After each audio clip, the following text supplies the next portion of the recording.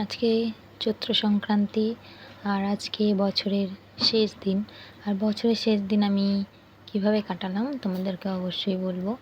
আর আজকে চৈত্র সংক্রান্তির দিন আমাদের এখানটায় বাড়ির পাশেই চড়ক পুজো হয়, তো সেখানটাতে গিয়েছিলাম সন্ধেবেলা। আর এখানে দেখো অনেক লোকজনের ভিড়, এসে দেখি।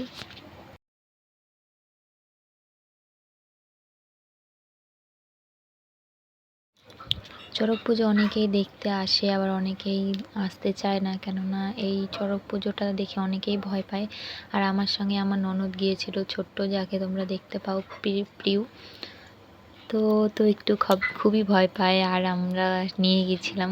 তো খুবই কান্না করছিল, কারণ ওর ভয় লাগছে বলে। পিউ, তোমার খুব ভয় লাগছিল? হ্যাঁ। কতটা? এতটা। তাই তুমি কান্না করছিলে কেন?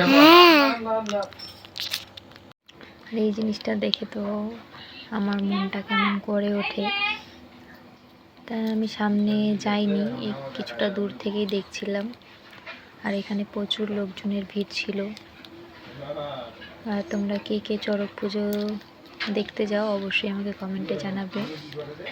লাইক সাবস্ক্রাইব করে দিবেন। এখন নতুনত্ব অনেক ধরনের বেলুন বেরিয়েছে। আর এই যে ইনি চড়ক ঘুরবেন। তো কাল পয়লা বৈশাখ, নববর্ষ। কালকের দিনটাও সবার খুব ভালো কাটবে।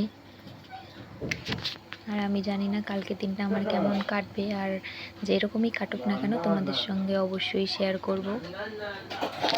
করে জানাও, তোমরা অবশ্যই কমেন্ট করবে, জানাও যে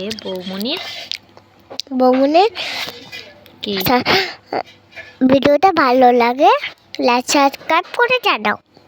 লাইক সাবস্ক্রাইব করে জানাবে। আচ্ছা, আর আমার বলতে হলো না, মেলায় এসেছিলাম আমি, দিদি মানে হচ্ছে আমার বড় যা, আর আমার একটা দেওর, আর আমার ছোট্ট ননদ। আর তোমাদের যদি আমার আজকের ভিডিওটা ভালো লাগে তাহলে অবশ্যই লাইক, কমেন্ট অ্যান্ড সাবস্ক্রাইব।